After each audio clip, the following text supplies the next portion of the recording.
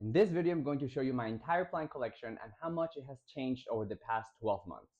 Hey everyone, Pablo from Allure and Leaf here. I'm ready to show you my entire plant collection. I got my coffee ready, I got my plants ready, and if you don't know, basically my collection is split into three general areas.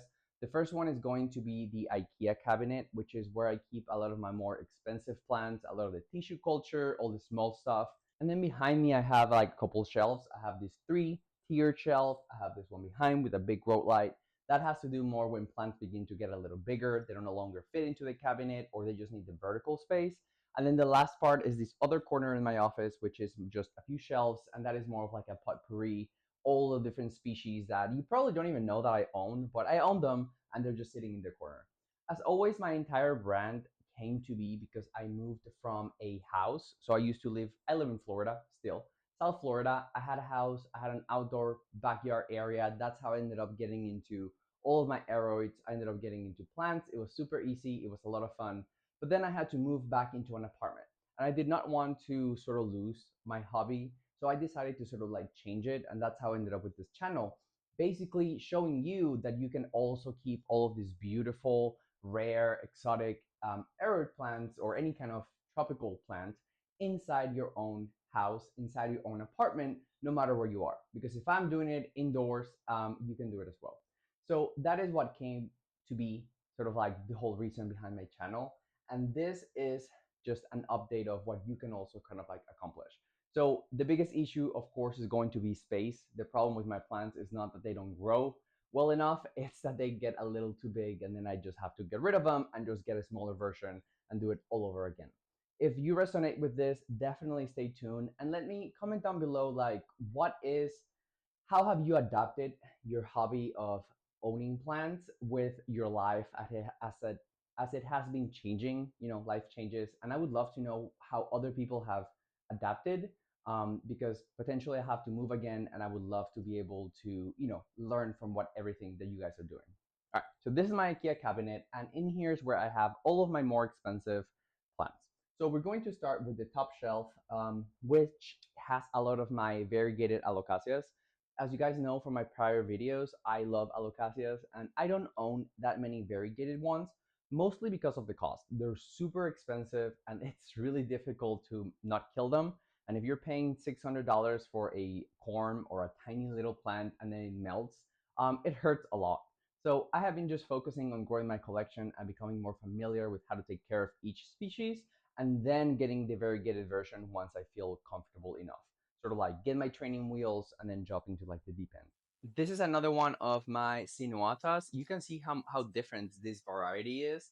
All of them came from the exact same tissue culture $100 flask that I bought. But you can see this one has a more green patchiness and it's doing still that sort of minty, but the mintiness is only happening like halfway through. So that makes it really interesting. I'm really curious to see how this one grows because this last leaf is just absolutely beautiful. And I'm really excited to just get them to size out. As you see, this one is one of the ones that have turned super, super minty. It has a very green center and then it kind of mints out, which is really interesting.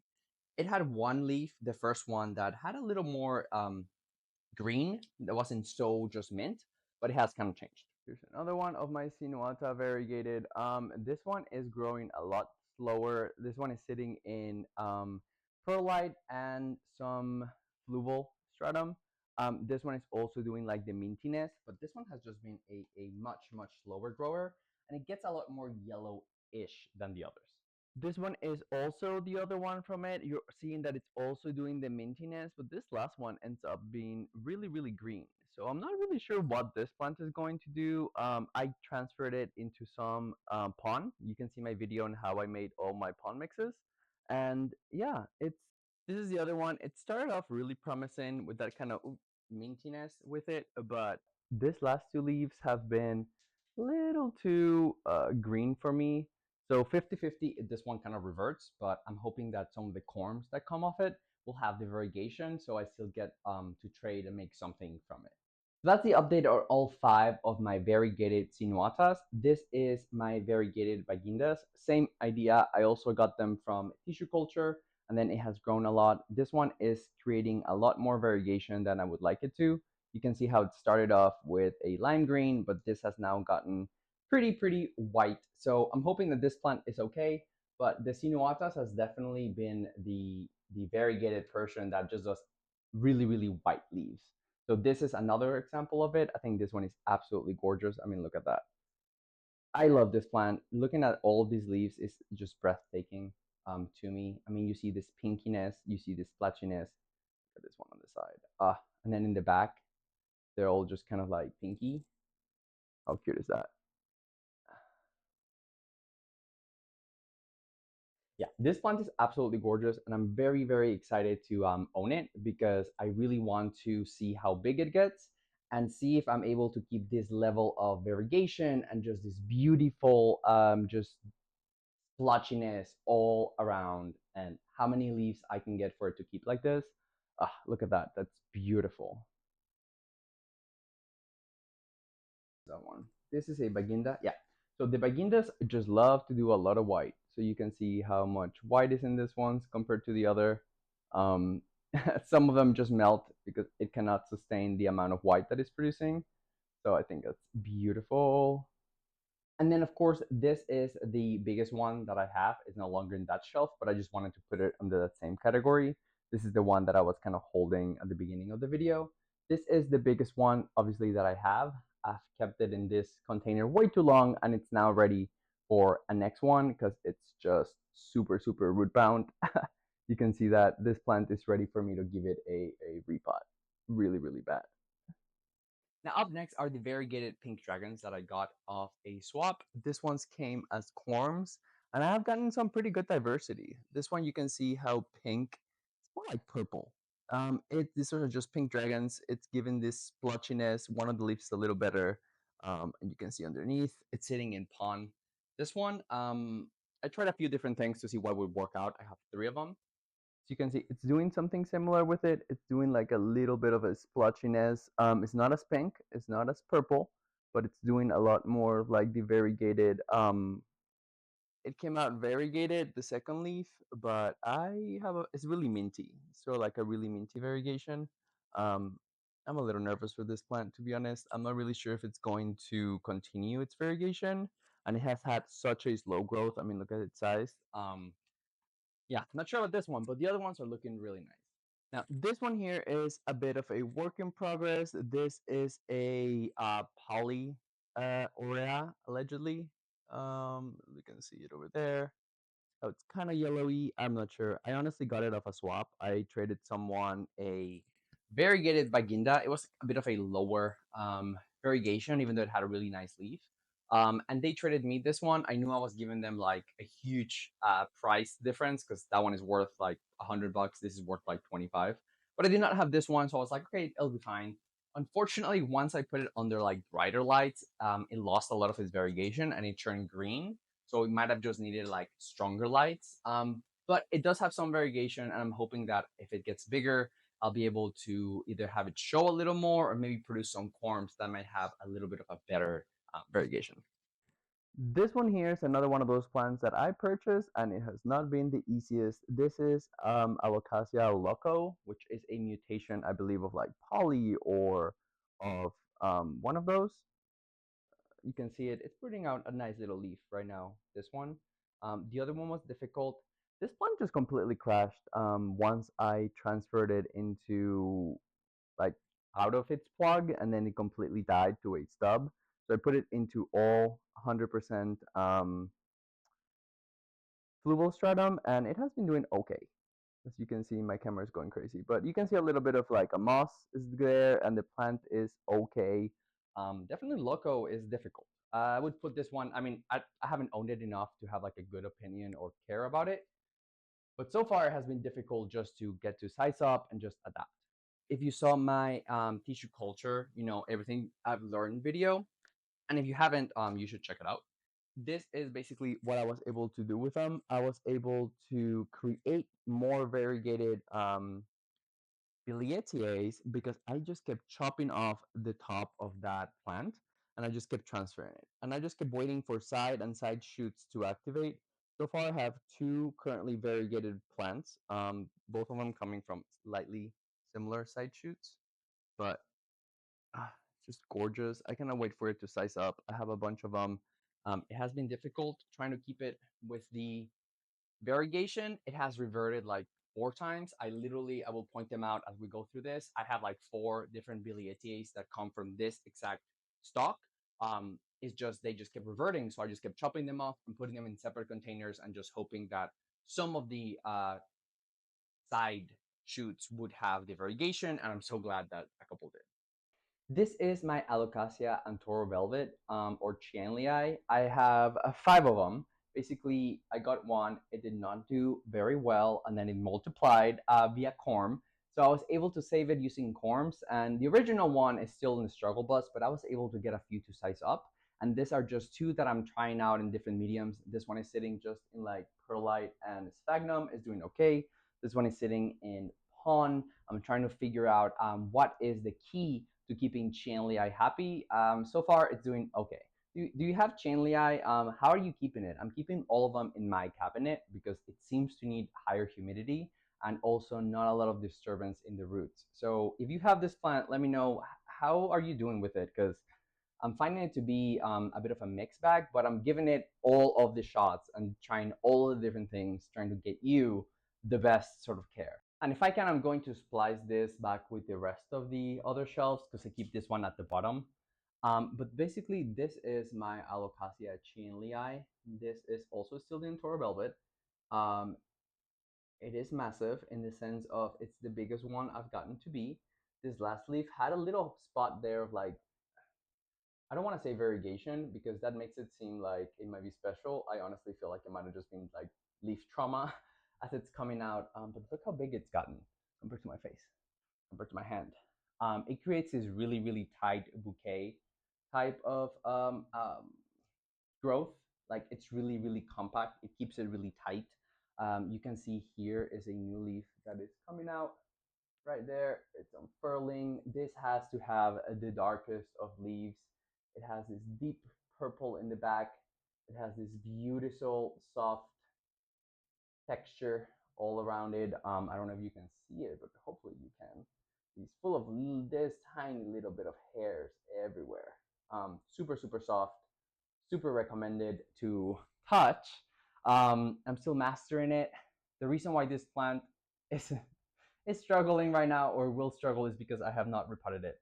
This plant wants to be changed. It wants to be repotted. It hates me for it. But I'm scared because look how nice, fussy, and look how beautiful the root system is right now. We both know that the moment I touch this and I put it into a bigger container, all of this is just going to completely give up on me and just rot. And then this plant's going to struggle and probably lose some leaves, and I'm not emotionally ready for that. So, so let's appreciate it with all of its beauty and gorgeousness right now, um, before we potentially mess everything up. Here you have another one of the reverted variegated ones. Here you can see one on the top and then a tiny one on the side. Both of them were shoots that were coming off that variegated stalk. Neither one of them seemed to have any variegation anymore. Then this is an entire bush of baby Red Andersons. Red Anderson is literally the plant that keeps on giving. I cannot multiply or get rid of this plant. I have like 10 of them. Every time it just keeps multiplying babies. Every time I put babies into like a new container, they just keep multiplying, and I have more Red Andersons that I know what to do with. I don't want to throw them out because they're so pretty, but I keep giving them away, and I not keep flooding my local market with. This is Alocasia Reginae. Basically, I got this plant because it's cool looking, but also because I wanted to know how different it was from the Nebulas. And honestly, owning them, it's pretty easy to tell how different they are. They grow very different. They have a completely different underside. They have a different thickness. They have a different shape. But when you just look at it like in pictures, it's really hard to tell. And we'll be making some videos comparing all of them. This one has been not too difficult. It's sizing up fairly well. You can see it has new growth right there. It has this beautiful blue sheen to it. Yeah, Alocasia Reginae is definitely a great, great plant, and I cannot wait to make more content about this one and how it compares to these. This is my Alocasia Nebula. This is, I'm not really sure which one. I have like 5 of them. I'm still trying to figure it out for y'all. This one is sitting on 100% pon, and it's been doing okay. I'm seeing some differences on the different types that I have of Nebula, but overall, all of them are kind of difficult. They have a really nice backside though. This is one of them, also sitting on pon. I'm not really sure. You can see we're not doing too well. This one just died, but at least it has one leafer with Nebula. And then this one I'm pulling from like the bottom shelf, but since we're already talking about Nebula, it's the same difference. This is the biggest one that I have so far. You can see it's not gotten that big, or it's not done that much. But as you can see right here, it has a beautiful backside, reddish. Then also from the middle shelf, this is Alocasia Brancifolia, basically one of those different Alocasias that splits its leaves into the little branches. By its name, it has the same kind of look as Zebrina, with like the kind of reticulated or striped petiole right there, as you can see. So far, it's been a great plant, not too difficult to unfurl. But yeah, we're still learning. Look forward to seeing more content and some more. And this is the first of my two Spiritus Sancti. This is the one that was kind of like the side shoot that is in a just perlite and moss mix, because I want to be able to trade it. Most people are not down for semi-hydro. And then this one right here is my Spiritus Sancti that is a lot older and bigger. This was basically the bigger side shoot of the tissue culture flask. The two of them were in there. It needs a little bit of help getting out of it. It's getting like stuck. It's not fully Cinderella shoe. Like it's fine. It's fairly easier to handle. It comes out like that. It doesn't have a red underside, but it does get a bit of a reddish petiole at a certain point with enough light. When it's sort of coming out, you can see there. All right, continuing on my middle shelf, this plant is one of those that I was checking out my Palm Street.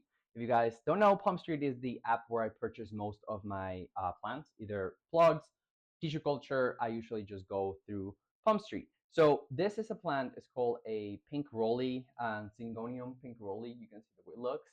Basically, I just purchased this because it was cheap, which is the worst reason to purchase anything. So this plant is being sold by like $100, $90 by other sellers, like the Rare Plant Fairy and stuff like that. But then with the Greenscape, which has been a producer here in Florida that I buy a lot of my smaller plugs from because they have a huge diversity, they were actually selling this for like $15. So I just could not resist, because one person has it for 100 and the other one has it for 15. It's the exact same plant. So I got it. It has been cool, not too difficult, super slow grower, very pink. Are into Syngoniums, tell me, was this a good deal, or did I just also get bamboozled by $15? It's still really good, but tell me, is this rare? Would would you trade for it? I'm really curious to learn a little bit more about the Syngonium world. I just have not found any channel that focuses on it, or a lot of information just out and about. And then the last plant in the middle shelf is a bit of a struggle bus, which is super, super sad, because this is a really expensive plant. So it should not be struggling, but yet here we are. So this is my Philodendron Caramel Marble. Beautiful colors. It is creating this redness, reddish tint. It creates this orange. When it's coming out, it has this lives up to its name on the caramel marble part. But unfortunately, this plant has not gotten a lot of, I don't know, like strength, support. I'm not really sure what's going on. It just flops around, so its stem is just not strong enough. And I'm afraid that in one of these turns, it's just going to completely snap into two, and that's just going to really, really set this plant back when it comes down to its growth. So I have not quite figured out what I'm doing with it. Part of me maybe just wants to like pull it like this and just put like a stake and then just kind of, let it adjust that way. Part of me wants to put a little more substrate around it, so those roots that I see sort of like trying to reach out to something, find stability, and then it kind of stabilizes. I just need to give it a little better support, but I'm not 100% sure how. So if you have had these kind of small plants that are flopping around on their container as they get bigger, I think it's being caused because they're not getting enough circulation or movement to make that sort of stem harden. But if you have gone through this, tell me, what did you do to like fix it or for it to stop flopping around? I just don't want it to, out of the blue, just snap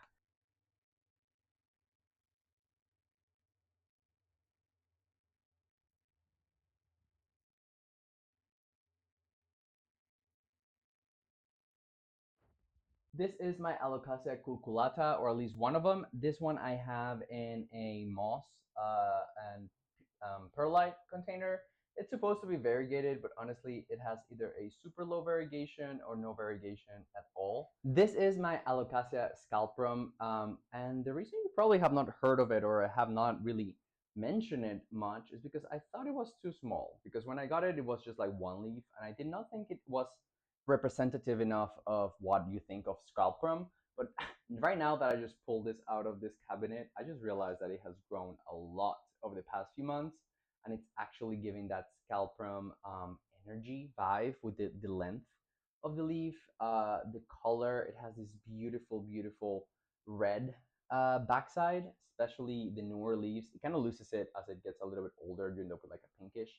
And it of course has this really deep sort of pink red stem. So yeah, Alocasia Scalprum is absolutely gorgeous. It has multiplied already, has a bunch of babies. I just have not bothered to like put them into separate containers because I was still trying to figure it out. But oh my god, just look at this. So pretty. This is my Alocasia Azlanii. As you can see, we are in a bit of a danger zone because I have kept it in its sacred, most fabulous place, and it has just loved it. It has, look at how many leaves. We're gonna count it because I don't know if I'm gonna be able to make another video about this before we struggle. So we have 1 leaf, 2 leaf, 3, 4, 5, 6, 7, 8, 9. So let the record show that my Alocasia Azlanii got to 9 leaves. Look how beautiful they are. They've gotten, oh, but here's the issue. You see that? You see that? Yep, we did it. It got to inflow. It's putting out an inflorescence. And that means that you in danger, girl.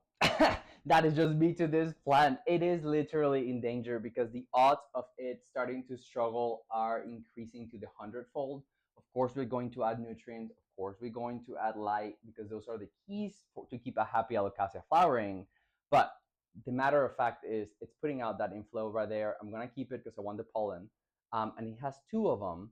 So that is just stress. Whenever you have a new Alocasia going through inflorescence, it will always lose some of its leaves, especially the older ones. So a lot of these leaves at the bottom, they've been with us literally for almost 8, 9 months, or long as time. So yeah, so I have a feeling this plant is about to struggle. So take it all in its beauty. If you have this plant, tell me how many leaves were you able to get it to? Because that's how I quantify the the um, the success of your Alocasia keeping is by how many leaves do you manage to keep on it at the same time. So tell me, how many have you kept with this plant? What did you do once it started blooming? Do you have any advice? Part of me kind of wants to like trim off this bottom plant and then put it like a little more support here, kind of like how I did with the heterophylas. You can check out the video for that. The biggest issue with this is it has this almost like a thread root system. This has to be one of the biggest plants size-wise with the smallest root system. It's literally like tiny, tiny, tiny webs all over the thing. So I am terrified of repotting this plant. So what we're going to do is also we're going to just harvest a lot of those corms that are sort of starting to be pushed out from the stem. Yeah, and wish me luck because I love this plant. It has not been difficult, but I have a feeling it's about to change. This is my Philodendron Pink Princess. Look how beautiful she is, as in like the variegation in all of the leaves have been gorge. It puts out a lot of pink, it puts out a lot of splotchiness. This is the Marble Galaxy. So Marble Galaxy is definitely the type to get. However, as you can see, based on its size and based on how long I've had this plant, I'm struggling with it. Yes, it has a bunch of leaves. I'm not gonna even count them because, okay, fine, let's count them. It has 15 leaves, including the unfurling one, and it has a tiny little baby there. Some of the other issues, similar to my Philodendron caramel marble, is it has too much weight and not enough stem, so it kind of bobs around a little bit. Ooh, and I'm afraid that it's going to like snap at any minute. Look at it. Look how skinny she is.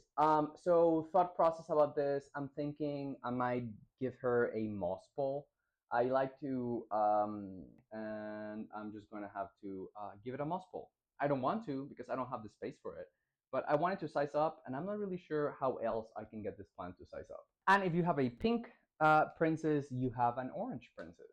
So you can recognize this. Hopefully you've seen my pink princess versus white princess versus orange princess video. But basically what happened with that plant, which has also been on the struggle, both of them are in semi-hydro. So, maybe that could be potentially part of the issue. But what my orange princess did was completely revert. So all of the bright lime green leaves that you see, those are actually the pink princess. It just began and it converted and it started doing this, just like this. It just puts out full moon leaves nowadays.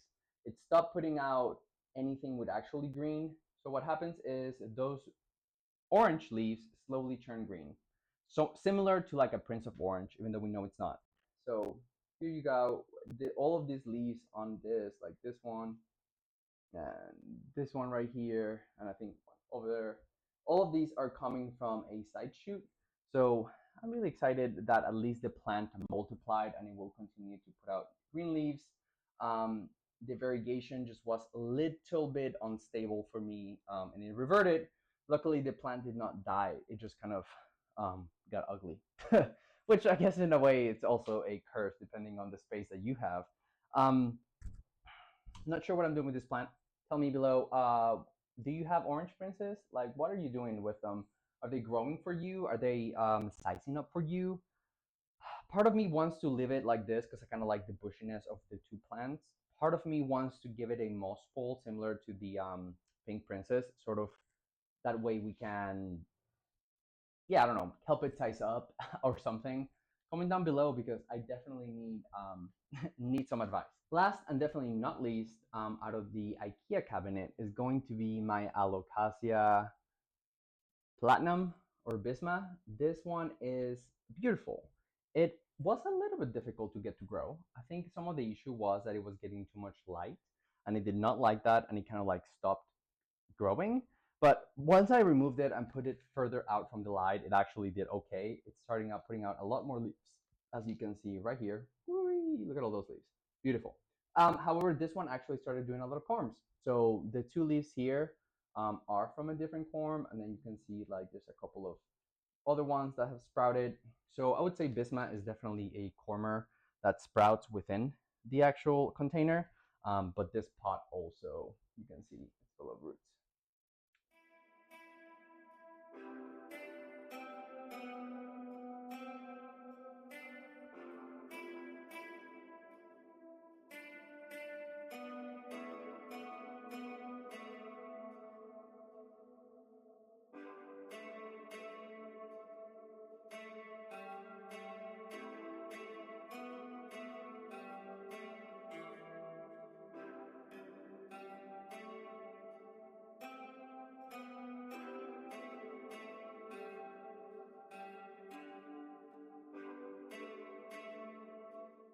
So we're done with the cabinet and let's talk about some of the bigger plants. So the first one is going to be this beautiful Alocasia Maharani. If you watch my best care series, then you know I just uploaded a best care for this plant. When I was repotting it into this container, you can see there how those roots have just kind of slowly just pushed themselves into the reservoir. They just get bigger by the minute. We actually did not have a lot of loss. You can see all of the noodle roots just trying to touch the water. Actually, the only loss that we had so far was one leaf.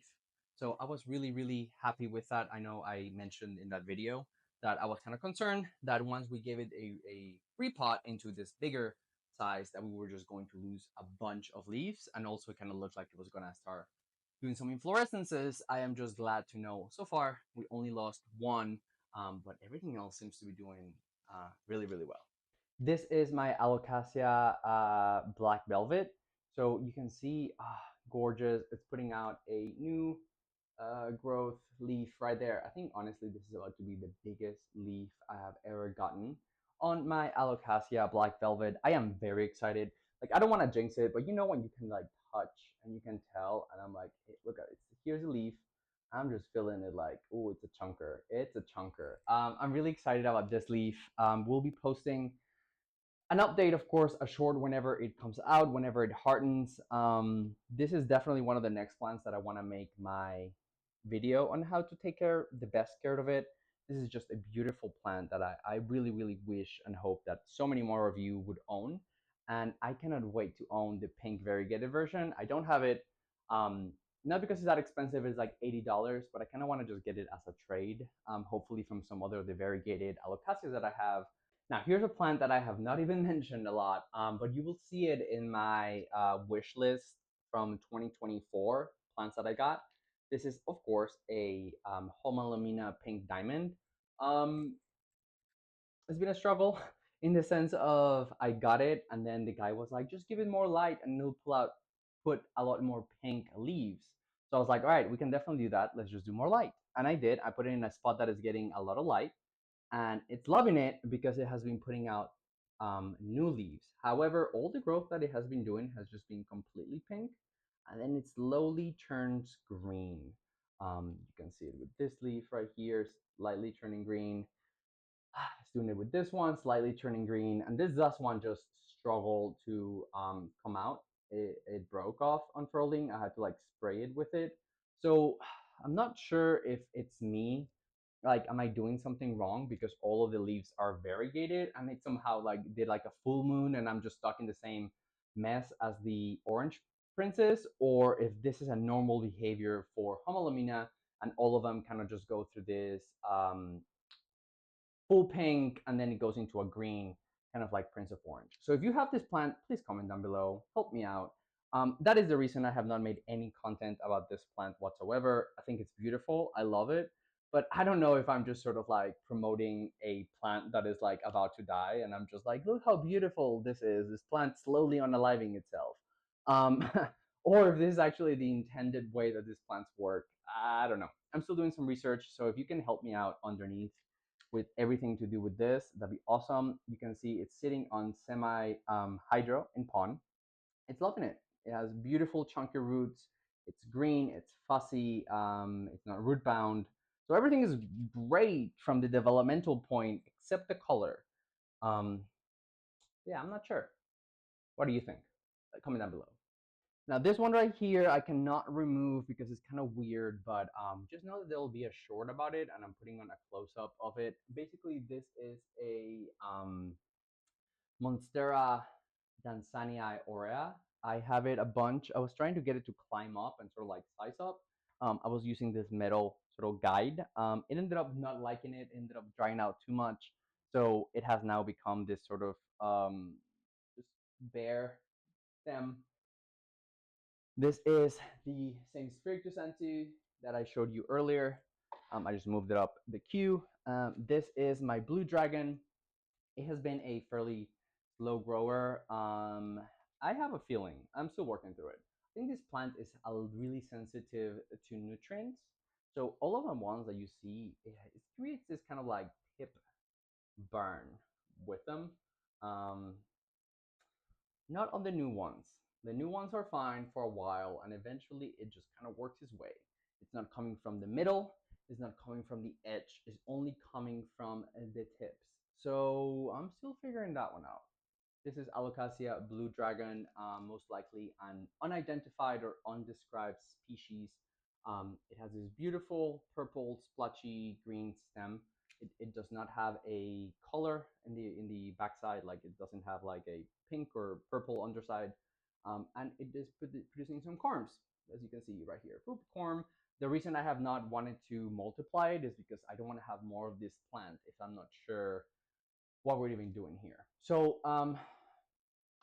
some things that I'm thinking about this plant potentially is putting it on distilled water only.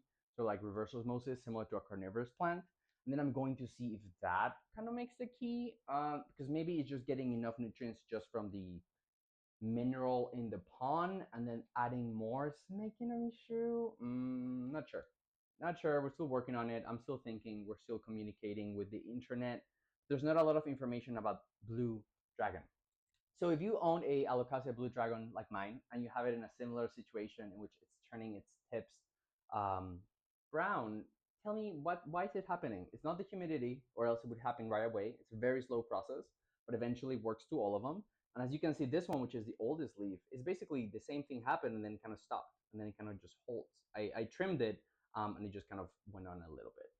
So yeah, comment down below if you have any tips for Blue Dragon or any experience, or if you can point me in the right direction, because right now it feels like I'm just giving it a bunch of shots in the dark, which honestly feels like a lot of what I'm doing with a lot of these Alocasia species that no one has ever created any content or information about. Another reason I love this type of my entire collection type of videos is because I get to show plants that I never ever talk about. For example, this is my Alocasia longilova variegated, but you can see the variegation. Hold up, let me hide from it. Come on, show it. Show it. The variegation is too glossy. Dang, it's too glossy. So that's the problem with this plant. Maybe I can show it that way. It has this variegation that is basically this lime green that goes up and down it. Maybe if I show it. There we go. All right. So we're gonna have to like super zoom in for this one. All right, so we figured out the only way I can show you the variegation is if I zoom in like I'm stupid. So you see it there. It has this really so the reason I don't speak a lot about this plant, this was a rescue from Home Depot. You know, like the ones that you see one and you're like, is it variegated or is it just sick? And then I ended up going back like a day later because I could not sleep. I ended up finding it. I was gonna make a bunch of content. I was making a video. I actually have all the footage of me finding this plant, and then it went into like a stasis for like 4 months. Literally did not do anything. The one leaf that it had, it just did not grow. It didn't do anything. Eventually put out a new leaf, which is the oldest one that we have currently jacked up, and all of them have the same kind of variegation all throughout the leaf. It has this. This is just a hard plant to use for content. It's just a hard plant to own, to take videos and photographs. Is just too glossy. So yeah, so this is just a longilova with a long rant. I'll try to make more content about it and talk about it. It's just a tough species. Like if you have an insight, I would love it. Longilova is just one of those like 5,500 different types are put into the same category, and then you're like, good luck. Similar to like the heterophylla, in which is a lot of just bundle umbrella, species capture and everything. So yeah, I'm not sure what kind of content I can make for it, but if you guys are interested in learning more about longilova, or seeing a little bit more of what's going on with my variegated rescue, comment down below and let me know, and I'll try to make some more videos. Or else she just goes to hang out in the corner until eventually it puts out maybe like a really, really green leaf, like maybe with a lot of like lime. Now in this corner, I have my Monstera deliciosa Thai constellation. I'm putting in a little bit of close up. It's just a little too messy to move and pull out to put back in. Now underneath, in the bottom part of this shelf, we have here, this is the Alocasia, I'm trying not to say Jacqueline, Tanderusa, there we go. I think it is Alocasia Tanderusa. It's an interesting plant. It's kind of fuzzy. It has this kind of reticulated type of yellowish color with it. Underneath, you see it a lot better. You can see how it has this purple yellow going through it. Now here are a bunch of the other type of Alocasias that I don't really talk about a lot. I have so many of these. I'm still trying to figure out what to do with them. Again, I'm trying to not to flood the market locally for free. This is Alocasia reversa. I literally have like 5,500. They just keep multiplying. I have them in containers outside. I have them in little pots. I hate throwing plants out or just culling or destroying. But this plant was just aggressive when it came to me. It was in a big bush of a container.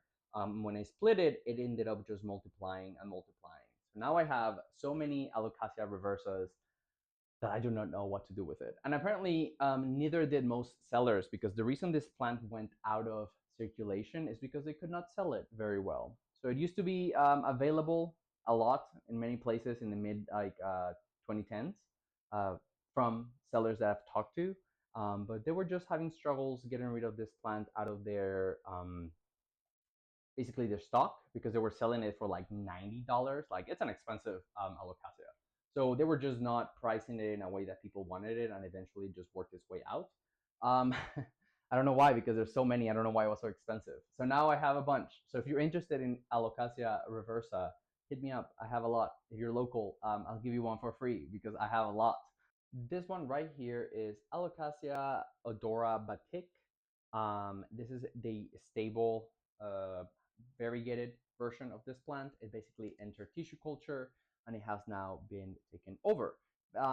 Odora is one of those plants that get fairly big. If you saw my top 5 easiest Alocasia for beginners, I talk about Odora and mention it. I think if you're going to get a variegated Alocasia that you do not want to risk it reverting or struggling, and it's going to be fairly easy to size up and own and not be the worst, I think Odora Batik is a great alternative. And you can find them, honestly, right now for like 15 bucks on Plum Street.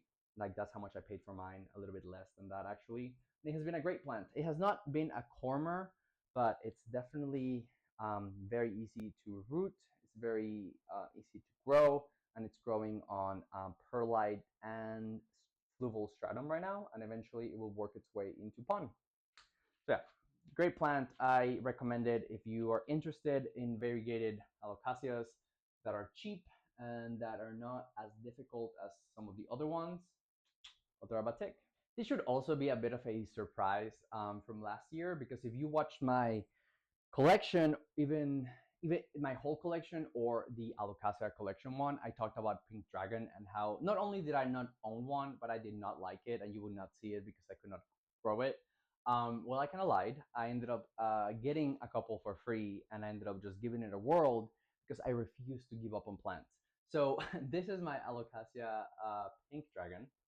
You can see the stem right here, backside. This is the other one that I have from a different person. And I'm trying to figure out and puzzle together the story. This one is sitting on just a leca bottom with some pon, and this one is sitting on straight up just peat. And that's how I got it, and I have not changed it.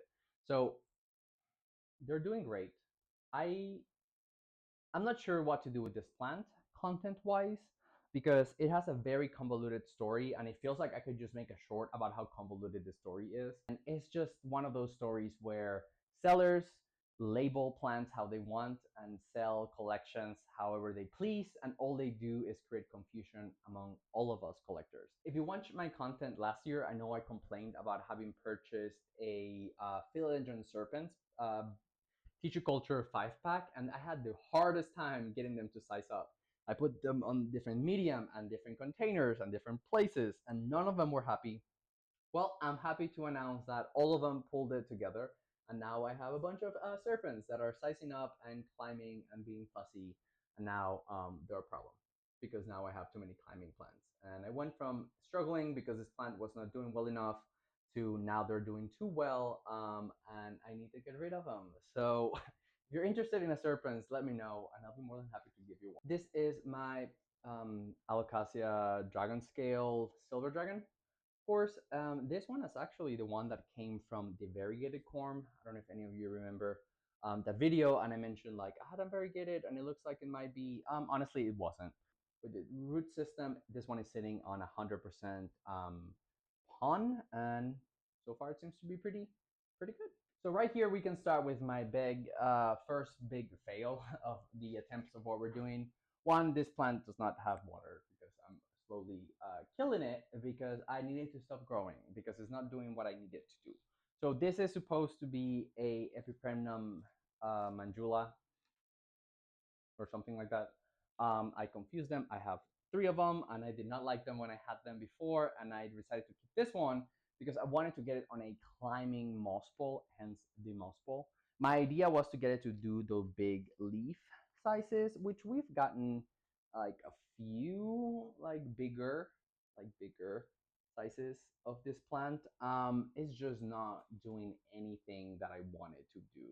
It just grows too damn fast. It does not size up anywhere near enough.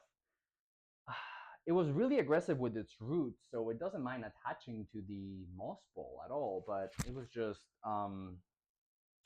yeah, I had to stay on it, and I was not able to, and it grew up a little too fast for me, and now I'm stuck with this plant, and I don't like it. I still don't like it. The world can keep putting out more epipremnums. I don't care what they look like. I don't care if they're global greens or if they clean the air in your house better than an air filter that is like industrial grade. I still hate them. Help me. Like, what, do you like pothos or epipremnum? Do you like mandula? Should I keep at it? Is this worth it? Am I just losing my time? This plant does not bring me joy. It doesn't bring me. It did not bring me joy yesterday. It does not bring me joy today.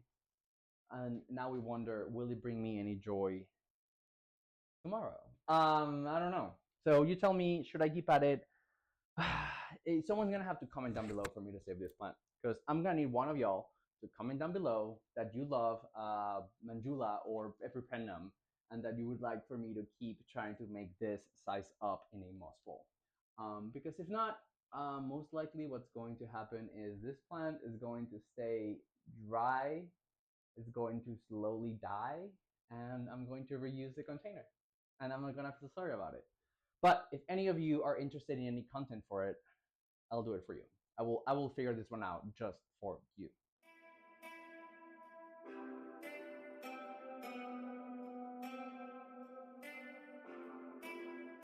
All right, so we're done with that shelf, and now it's time to talk about the wall or the thing behind me.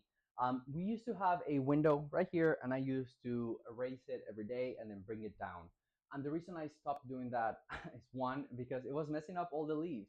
Basically, the plants were kind of confused because we have an overhead light right over here that's giving them this sort of like canopy style top-down light. And then we have the vertical lights on both sides, basically giving them light forward. So all the plants that are sort of like against the wall face forward. So the issue was whenever they were getting sunlight from behind, the plants were liking that a lot more, obviously. They were like, oh, what is this natural thing that you're giving me? Organic? I love it. But we cannot afford organic in this household. So we only have the store-bought. So we need to lower the blinds so all the leaves do not look everywhere. So we're going to start with a few things. So all of these plants are a bit of a struggle. I'm going to be honest. I have neglected them, not in the sense of not taking care of them, as in watering them or making sure they, are getting enough light. I always stay on top of that. I've been neglecting their growth care. So I have a lot of them that outgrew their moss bowl a long time ago, and I have not done anything about it. I did not create an extension. I did not add anything. I did not stop it. I sort of said, you know what? Eventually we'll get to it and we'll make a nice video for all y'all. And the time is now. Now, a video that I did last year, which was for this beautiful plant called a Philodendron strawberry shake. This was one of those first few plants that I was obsessed with. And I wanted in my collection. And luckily for me, whenever I started purchasing them last year, they really went down in price. This leaf, this leaf, this leaf, this leaf.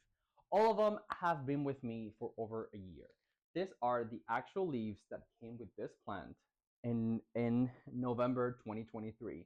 We are in December 2024, and they're still here, still holding on, still variegated, still looking gorge.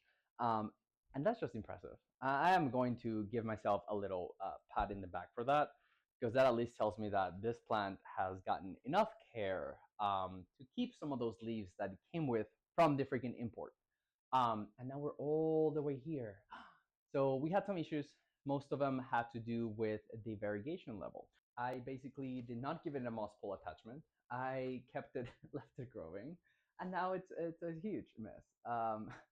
So we're gonna have to tackle it. What I'm thinking is we're going to just prop this, for better or worse. We're gonna cut it all the way down to basically some of those original leaves that had a higher variegation, and then we're just gonna prop the ish out of it, and we'll end up with like 5,100 strawberry shakes.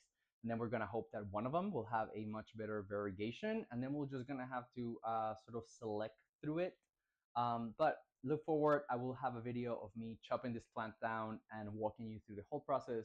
This one right here is one of those Philodendron Billietiae. When I first started, I really liked orange, so orange was sold on the stem.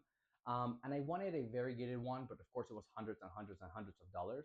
So I decided to start off my adventure with this plant with just the 5-pack, as I mentioned in some of my videos in the past. And this is what it's been doing. I still have 4 of them. I take one of these to like a swap every time, and I just drop it off in like the freebie table. I'm just like, yeah, somebody's gonna love you, but not me. It just gets too big, too branchy, too massive. This is like the one that I have left from that, and I have another one up there that I just completely neglect on purpose so it stops growing. So this gives me hope, knowing that my 2 variegated ones in the cabinet are going to be okay, but I'm not too happy with it. Don't love it. Philodendron Splendid. So this is a hybrid between Verrucosum and Melanochrysum, and it has been beautiful. It was probably my favorite climbing philodendron, but then the issue was I broke it. Oops. I ended up snapping its growth point, so it ended up developing 2 growth points, as I mentioned in a prior video, and then the 2 growth points kind of split, and they kept growing and they kept getting bigger. And then you can see this is one of the growth points, and this is one of the growth points right here, and both of them are putting out new leaves of equal size, as you can see right here. Boop. Um, so, as you can see by the way they're hanging and that they're completely off, they have not gotten a moss extension for the past like 2 feet of growth. I should have just been postponing doing my first sort of like prop, like chop and extend. So I ended up getting one of these sort of balls for the root ball, and I've been watering it, hoping that it kind of creates like the hoping that it creates some roots, but it has not been the easiest of journeys so far. Great plant, grows incredibly well. If you have the space, it will grow. If you have the verticality, it will grow. Just follow my care. The issue is once you run out of space and you run out of like places for it to go, you might need to like get on it, or it's gonna look a little rough. So look forward to the video of me tackling that because I don't even know what we're doing. Um,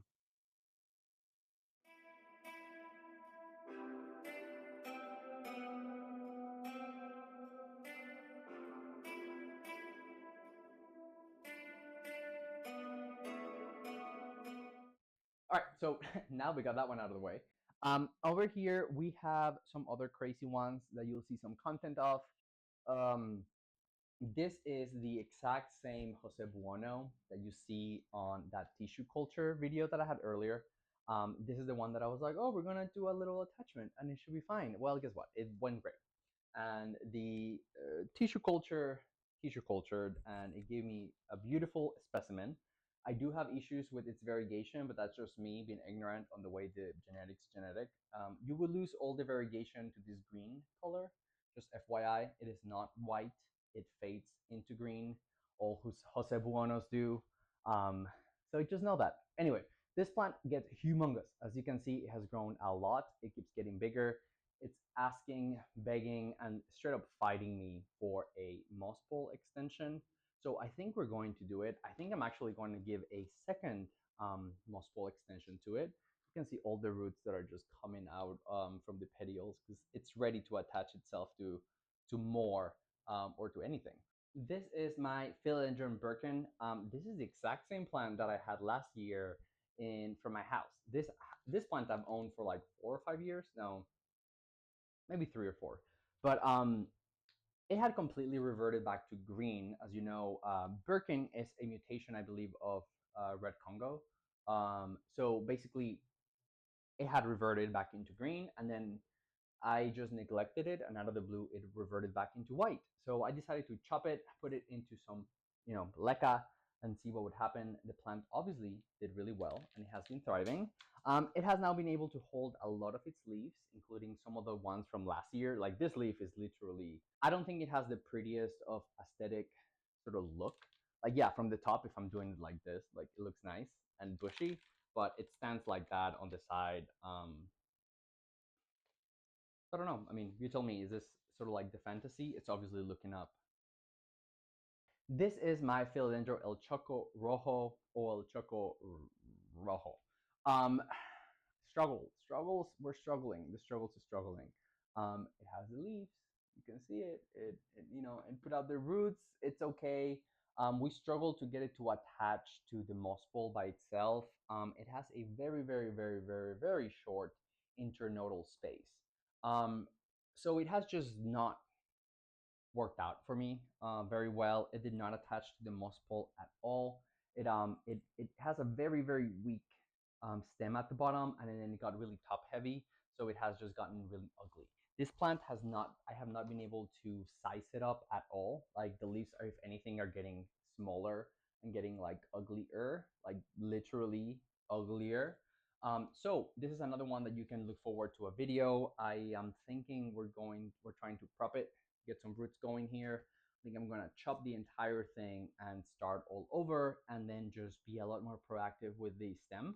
And I'm thinking I'm just going to try to air layer it every single step of the way and see if I can get those roots to go into the actual moss ball and size up, because this was an epic fail when it comes out to attaching to the moss ball. This is my Alocasia triangularis. I did mention it in one of my videos, but you have not probably heard much about it. There's not a lot to say about it, to be honest. It's kind of messy. It's kind of fun in a like really disorganized kind of way. Part of me wants to make a video of me trying to braid these to see like how good of a braid we can make with them. I just need a couple others. Very interesting plant when it comes down to its growth. It's sizing up okay, but yeah, very different, very unique. That's why I bought it, because I just thought it was like different, and it has been. So Alocasia triangularis. I'll try to make some content about it, but don't expect me to do like a best care guide anytime soon, because I'm still trying to figure this one out. I'm still trying to figure out what are we doing here. This is my Alocasia sinuata, and we have been on a struggle. I remember I talked shit about this plant because I basically said that I wanted to take it out of the jewel Alocasia category and put it into the non-jewel because it grew too fast and it was such an aggressive grower. Well, it must have hurt me, and then it decided to be like, oh yeah, let me not do that. And what it ended up doing was creating like 5 inflorescences back to back to back to back to back to back. And then I ended up trimming a couple of them, and the plant did not like that. So what happened is it gave me a crown brown. What that means is whenever you cut an Alocasia's flower down to the stem and you end up with like nothing but just sort of like the brown leaf thingy, this plant was basically just nothing. There was no growth point. It was just dark. Eventually, it took like 4 months, and we got this leaf finally. It opened up this month in December. So, and it's looking like shit, to be honest. So yeah, Sinuata did not like my comments, and it decided to prove me wrong. But I do have a bunch of the variegated ones, so I will figure it out. It is not an issue. We'll move back into the jewel video classification for my videos, but once it flowered, this one went to shit. So we'll see if it happens with the others. This is my Alocasia Purpley. It has gotten big. This is a cultivar hybrid thing of the Amazonica Polly branch. It gets really, really deep purple leaves whenever you expose it to a lot of light at the beginning when it's unfurling, like this one. It has been an interesting plant to own. It doesn't like to keep a lot of leaves on it. Honestly, for this size has been pretty impressive for it. But it's sitting in water. It seems to be okay in it. It puts out enough corms. It is pushing out some new growth towards here. It's just leaning towards the light. That's okay. I like it as the poly is just sort of, when you buy something that's supposed to be purple, you kind of want it to stay purple. But this will just do a purple-ish and then kind of more silvery, and you need to blast it with a lot of light. This is my Alocasia Zebrina reticulata. That's actually not reticulata. This is the one that I bought off Etsy.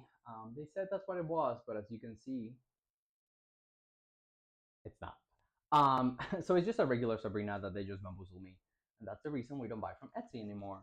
But you can see it is getting that Zebrina uh, petiole. It has the leaf size.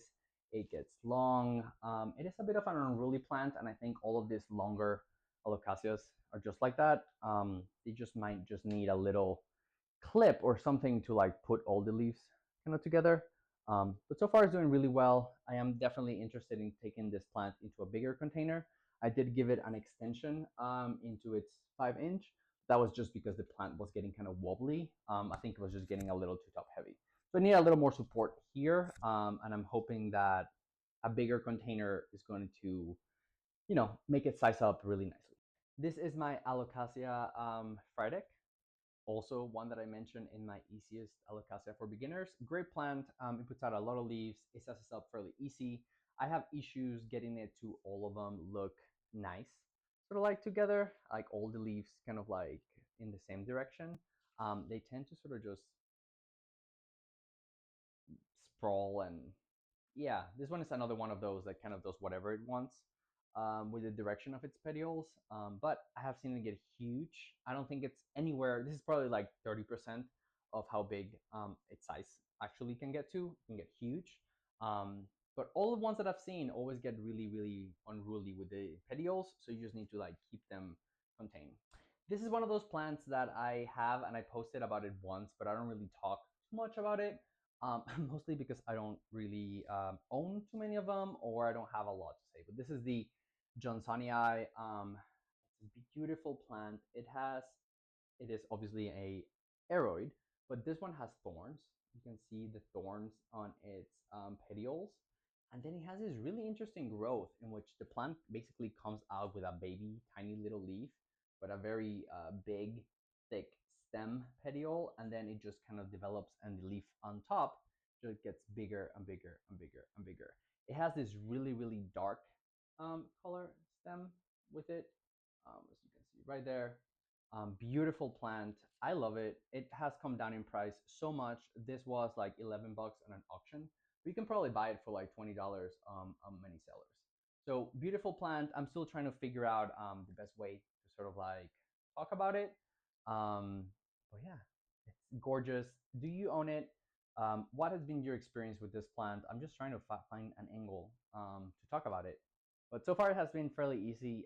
Just make sure you always keep it damp, and then it's a fairly easy plant.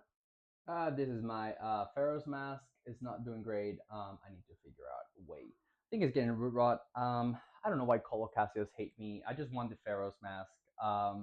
So struggle bussin'.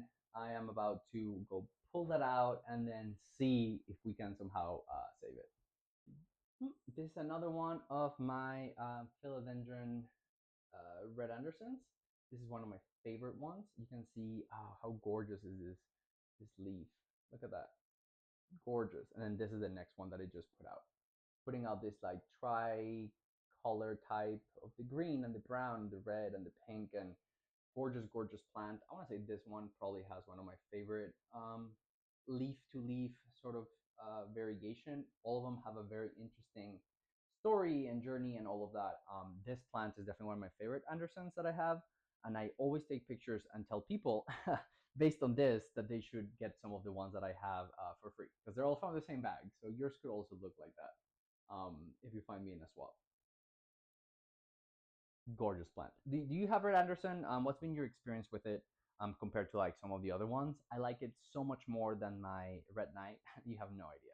This is my Alocasia Purple Cloak or Princeps. It's been okay. It's not been the easiest one to size up. It has kept 4 leaves or 5 at most of the time. It puts out these gorgeous leaves that start off with this like dark maroon, and then eventually it sort of goes into this more deep purple. It has this beautiful purple petiole all the way through, and then this is what the leaves look like. It's this very dark, kind of glossy leaf.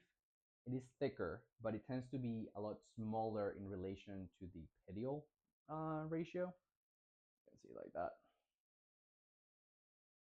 Gorgeous plant. I have seen some videos of it being incredible. I think it's doing well. It's just sizing up fairly slow. I don't think it needs more light. If anything, it might just need more stability as it gets bigger. So I might just add an extension similar to what we did with the Zebrina once it got a little too top heavy. This plant does not produce corms at all for me. It has not produced any at all. So if yours is like a cormer, let me know, because maybe it's just my specimen. But if not, if you own this and you have not received corms at all, then also let me know that, because this might be like a characteristic of this species that I can use whenever I make a best care for this particular species. This one right here is Alocasia Green Shield or Clipiolata. It's one of those plants that I got because it was, no, I didn't have it, and I wanted to compare it to my Cuprea, which is the other one. It's supposed to be like the green shield and the red shield. They're nowhere near similar. They're very different from the leaf texture, like how thick they are. The petioles are very different. So they're clearly just being considered that because I think the look is a little bit similar on the front end, like the shiny thing. But this one is a Clipiolata. It's been okay so far. It has been sizing up okay. It's sitting in a moss and perlite because I did not want to disturb it when I first got it. It was kind of really small and it did not have a good root system. So I kind of left it in the same whatever the roots were already in. But now that it's getting bigger, it has gotten dried way too fast. So I am thinking, you can see how the roots are already at the bottom coming out. So I'm thinking I'm going to put this into a bigger container and maybe move it into semi-hydro. And I'm hoping that that will make it keep a lot more leaves and then size up. That way I can then make some videos comparing it to the Cuprea, because yeah, I don't think so far if you put them next to each other, like, they're nowhere near similar. Now down here, we just have a Baginda, which is sitting in my lechuza uh, vertical planter, the horizontal longer one that I just bought to get the pond, but I ended up not getting enough pond. Anyway, that one is what it's sitting in. This one, great plant, super easy. That's the reason I have it in variegated, because I recommend this plant. This is, of course, my Alocasia heterophylla corazon. I made a video on the best care of it. We still have a couple leaves from that video. This one's an example of the one that was kind of like dying in there, but it put out some new growth. It's looking beautiful, beautiful leaf. It did put out a couple of inflows, but we got rid of them and I was able to collect the pollen, and I'm very excited to what's to come. So yeah, so Alocasia heterophylla corazon. If you're interested in this plant, I made a whole video about the best care for it, so you can check it out right now. And then Corazon is a aggressive cormer and multiplier. So once you get one and you know how to take care of it, you will end up with a bunch. I'm trying to get rid of these.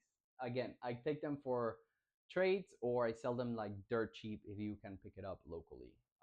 But I was testing it out and I think this plant is just this is just the easiest one, and you should follow my care and you'll have.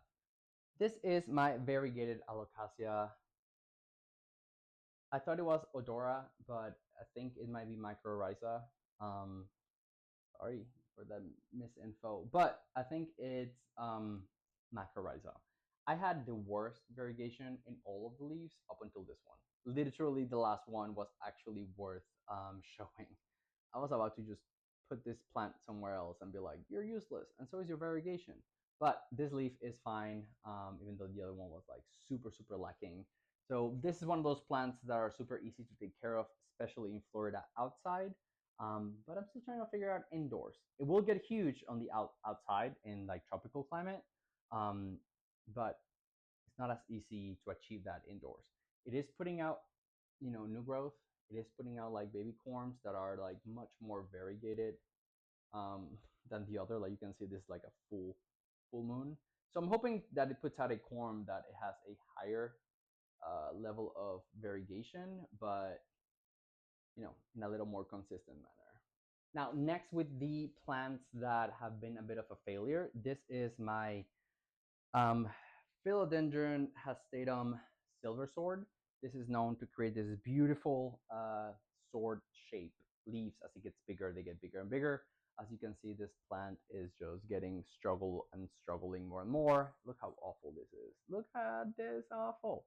it did not attach at all to the moss ball. I also struggle with it. It's very similar to what happened with the Choco Red. It just kind of went through it and it never attached, even though I kept pushing it in and pushing it in. And eventually I kind of just neglected it into what it is now. It should have gotten an extension. It should have gotten a lot more care along the way. Me air layering it, each of the aerial roots back into the moss ball with some sphagnum is what I should have done, but yet I didn't. So I'm gonna make a little video of me fixing this. That's why I have it sort of like in a root ball here. And then we'll try to make this a lot better because I like this plant. I love the color. It has not been a difficult grower. It was just difficult to attach, but I did not try it as hard as I should have, or as I will. This is the Philodendron Glorious, which is a hybrid of Gloriosum and Melanochrysum. Beautiful plant, great plant. It has gotten to up until this point, and then I think it was getting really close to the light, which is where my fingertip is. So this is the top of it. The internodal space has gotten a lot shorter now that it got to this point. And what's super cool is that it actually did an inflow. As you can see, it was its inflorescence. I'm putting in a little close up of it. But it had a beautiful inflorescence. I took a picture, and now I'm just waiting to be able to collect the pollen for it because I'm trying to sort of like take a look, see what it looks like. So this plant has been great. It's another one that I am air layering it, and I have every intention of chopping and then just moving back down to the bottom. The reason why this one did not get an air layer or anything like that is because of the inflow. I figure I would give it a little bit more time to figure out what we're doing with that inflorescence. But this particular moss ball is a mess. It tilts over, it doesn't water well, it's too heavy.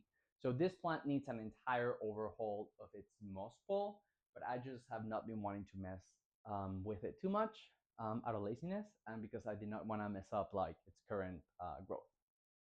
If you saw my moss ball tutorial, you should definitely recognize this plant because this is the exact same plant that we put on this moss ball and that we transferred to Leca, from that video that I was kind of growing.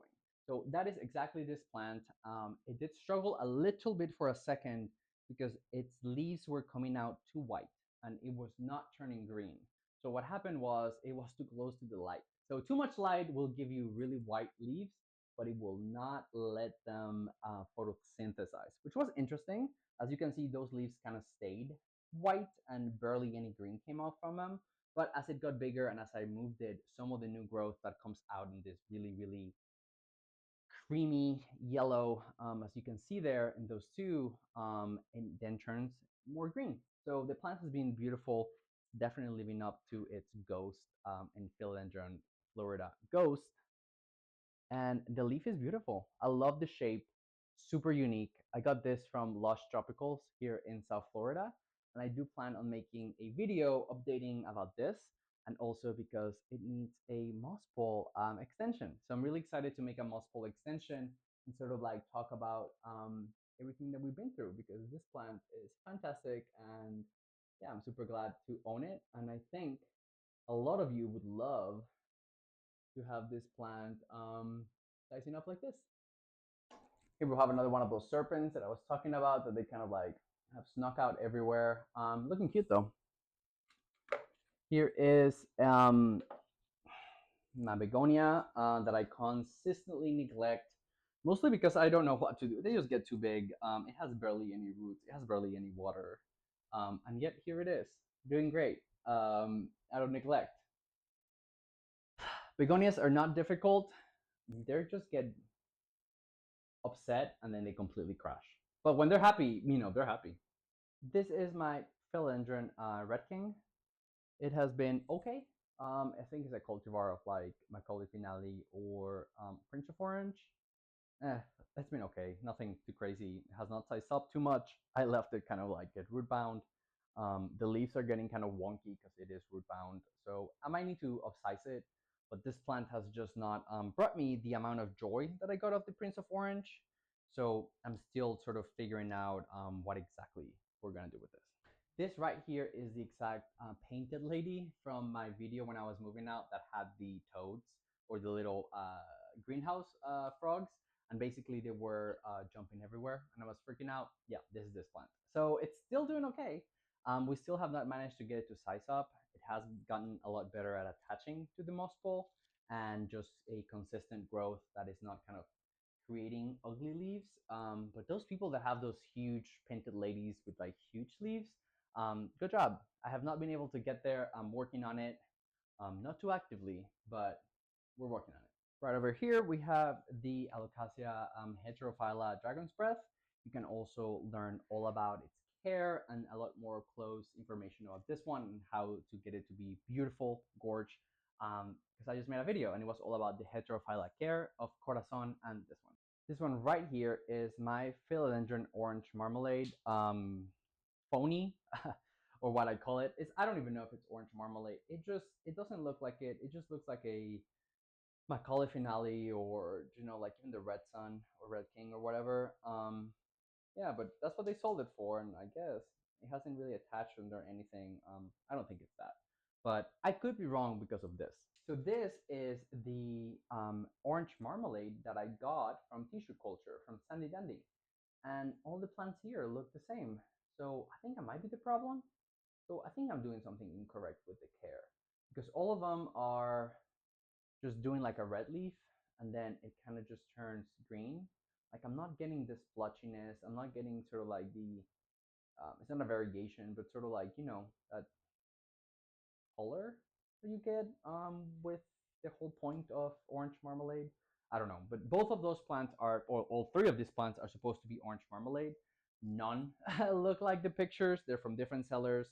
Tissue culture. The other one was from a plug. So yeah, I don't know. Tell me, did I just get bamboozled like 3 times in a row, or is this just sort of like how orange marmalade works? Comment down below if you have it. I would love to figure out how to make this plant look like the pictures. This is my burl marks variegated with a aurea variegation, yellowy. This plant has not been easy. It bushes, but it did not attach to the moss pole very quickly, very easily, and it has now gotten to me really ugly, like unattached, and just has this really, really ugly growth pattern. So what I'm thinking is I'm going to take some trimmings. I'm thinking I'm gonna root them on the side and then try to reattach it directly to the moss pole, or just sort of explore potentially taking out some of the leca and then just putting it back at the bottom, and then see if I can get this bushier with more growth points to like climb this. Because I just want it to be like a little tower sizing up, but it has not been too bad. Now you have the tricolor, which is the ones that also have like a mintiness to it, and a yellow and a white. And I've also seen the mint one for the burl marks. So all of those different types are coming down, but I'm still struggling with this one, so I'm not quite ready for the other. Right here, this is my Philodendron Melanochrysum, and I'm putting a video over me showing you what a struggle this plant is, because it's all the way at the 9-foot ceiling. So this plant is around 10 feet at the moment. You can see the last few are just completely given up. They don't have space to grow. They do not have any light anymore. So I have just pushed that one past the point of, no return. So we need to do a prop and cut, and I just need to tackle this monster of a Melanochrysum as soon as possible, because that just went off the rails real quick. It just grew too fast. It just got way bigger than all the others, and it just kept not stopping, and it swallowed me up. But we're gonna hope that we can tackle it and then put it together and get it back on track.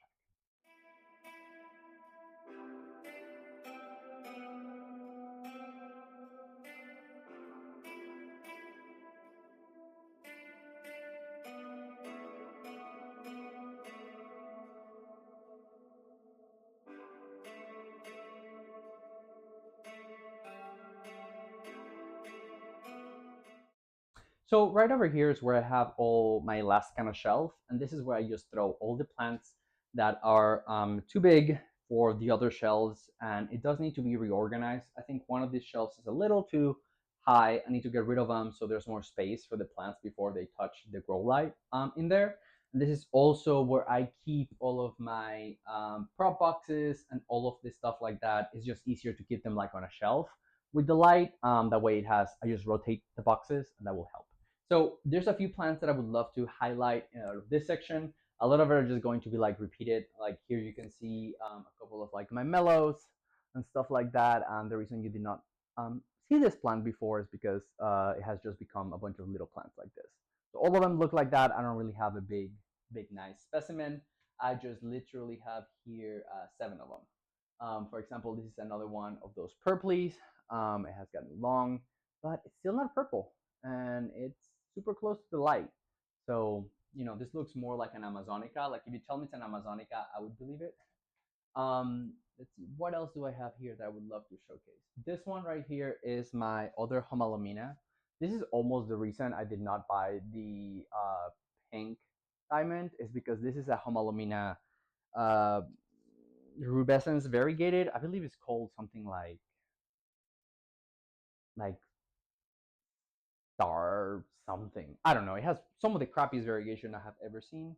It's so bad. This variegation is barely existent. It's like a tiny little freckle. This plant is still expensive. I don't even know why. I got it as a giveaway. I would have not purchased it on my own. I got it as a random sort of ticket kind of situation. So it has not been the best. This is some other ones of my Red Andersons. All of them are there. All of them looking great, looking really pretty, really great. Few here that I would love to showcase, and this is just me neglecting this plant. And I don't know why I do this. Like, do y'all got like work really hard to get something, and then once you get it, you're sort of like, oh, let me get around doing that thing eventually, maybe. So this is actually, and I'll call myself out that way I do the thing. So this is something very unique that I have not seen before. So this is a dragon's breath, right? It looks like a dragon's breath. So we're going to consider it to be part of the Heterophylla family classification. But the main core difference, if you saw that video, was that the dragon's breath, it has a green petiole. You can see it on this one. Not sure. Right here. This is all green petiole. That is what dragon breath is. It has a green petiole in it. That's the Heterophylla sort of classification for it. And then the corazon is going to have a dark, petiole is more of a dark green, not a lot of like zebra or splotchiness. It's more of like a just dark, right? But this one, which I found in a swap, is one of those other plants that, again, this is just growers selecting a cultivar and then pushing it as something else. But this is basically a type of dragon's breath, or it was sold that way. But as you can see, its petiole is dark. Petiole is dark all the way to the leaf. It has this color, almost like the Zebrina, has that splotchiness in the color, but it looks just like a dragon's breath, right? Like this does not look like the corazon, which could give you that kind of color. No, it's something else, something different. So I think this is just another type of Heterophylla that entered the market, and it was just not classified in a way that I would, find satisfactory. So I think it was just sold as dragon's breath, but clearly this is just different than what we have come to expect.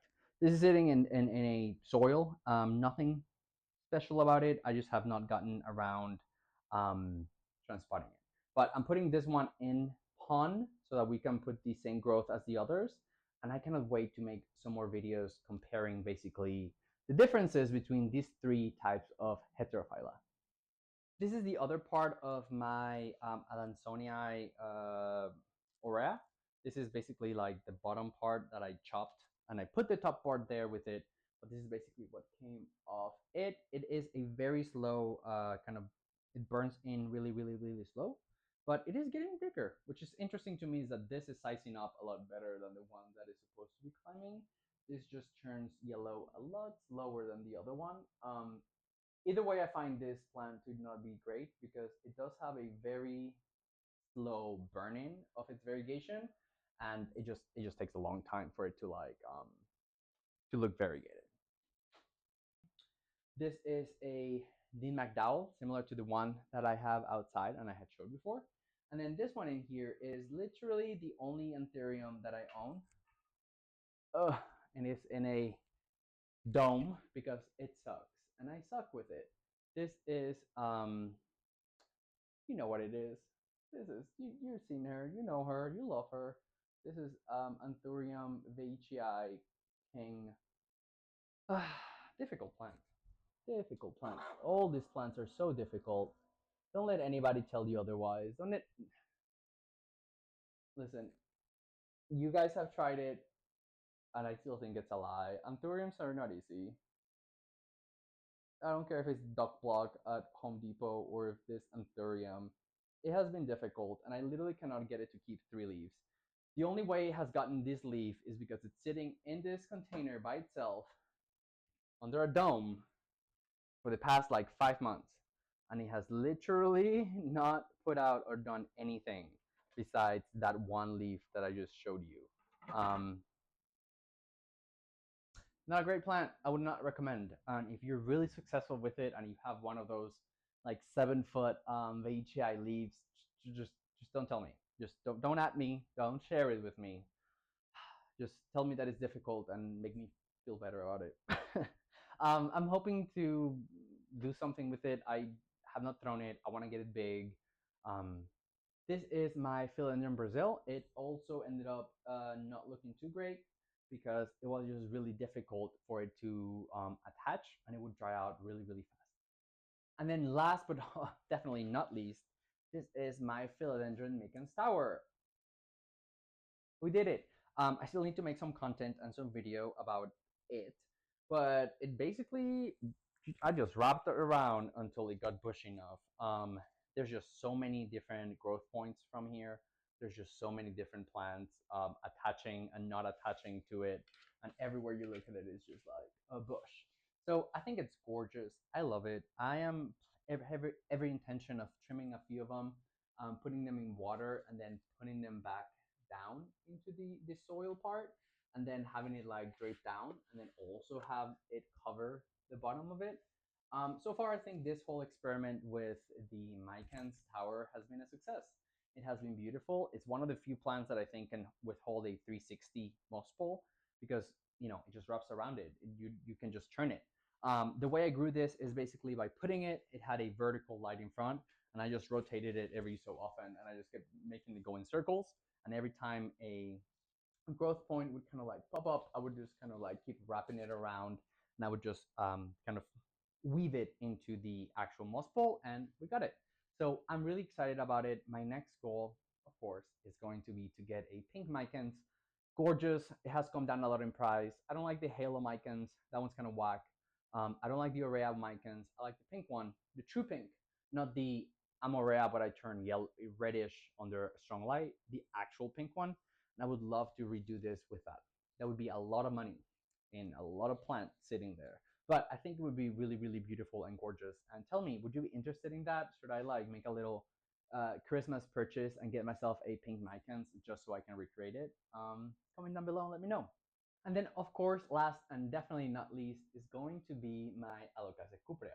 This was one of the first rare jewel Alocasias that I got super cheap for like $8 after it was so expensive before. And it has been a super interesting experience. I was able to get it to hold many leaves, but yet I struggled to get it to size up. Right now, it is doing a lot better with the size up. As you can see, its latest leaf was the biggest one that I've gotten yet. It's nowhere near how big it should be or it could be. I am struggling with the light because of how many light sources are around me. All my plants get a lot of light. So I think this one gets not a huge fan of that. So I moved it really far away. It's literally sitting right here on like this table on my desk, really far away from the light, and I'm hoping that this will make all the petioles look up because this plant just makes all the petioles look down. And once they harden, it does not move. Like it looks ugly. As you can see, this one right here, like this one has just been looking sideways this entire time. It just decided that it didn't want to look anywhere else. And if I moved it and push it like other way or something like that, it would just move like right back. You see that? This leaf is basically dead, and yet the petiole is still springing me back into the exact same position. So there you go. That is my entire collection of plants. This is how much it has grown in a year. These are all the plants that I own. And of course, it is not the total amount because I just basically just showed you some of the species that I wanted to highlight. I have some other tiny little cuttings here and there that was just not worth it. And then also just bringing in some of the ones from outside and talking about them. But I don't really own a lot of plants outside of this actual office. So there you have it. That is my entire updated plant collection. This is everything that has changed in the past year. I hope you enjoyed it as much as I enjoyed talking about my plants, sharing them with you, and I hope you subscribe to see all of the updates and all of the changes that come with my collection. YouTube thinks these two videos would be the best ones for you right now.